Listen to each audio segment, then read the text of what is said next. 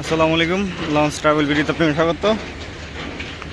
নতুন আরেকটি ভিডিও নিয়ে আপনাদের মাঝে হাজির হলাম। ভিডিওতে দেখতে পাচ্ছেন এমবি জান্ডা 2 ঢাকা চাঁদপুর 16 মিন্দারহাট রুটে চলাচলগত এমবি জান্ডা 2 নৌযানটি বর্তমানে তাকে সাত্তারখান ডক ইয়ার্ডে তোলা হয়েছে সামনে ঈদ উপলক্ষে সংস্কার কাজের জন্য। দেখতে পাচ্ছেন ইতিমধ্যে তলদেশে পুরোপুরি রং করা হয়েছে জান্ডা 2 এর। তার পাশাপাশি ক্ষতিগ্রস্ত যেসব প্লেটগুলো ছিল সেগুলো চেঞ্জ করে নতুন প্লেট লাগানো হচ্ছে। লাইটিংয়েরও কিছু কাজ করানো হয়েছে জান্ডা 2 নৌযানটির।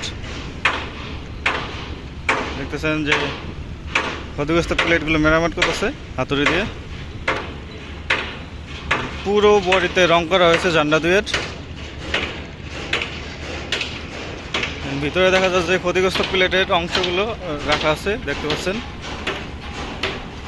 ক্ষতিগ্রস্ত প্লেটের অংশ এগুলো।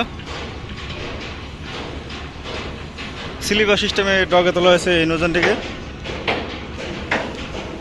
ভিতরে বেশ সংস্কার কাজ করানো হচ্ছে। এই যে এখানে ক্ষতিগ্রস্ত প্লেট লাগানো হয়েছে, যেখানে যেখানে ক্ষতিগ্রস্ত প্লেট ছিল সব জায়গায় প্লেট লাগানো হয়েছে নতুন করে। আসন্ন ঈদকে কেন্দ্র করে এই কাজ করানো হচ্ছে। জাস্ট এই পিছনের সাইড লঞ্চ শুকানো প্রপেলার সবগুলোই রং করা হয়েছে।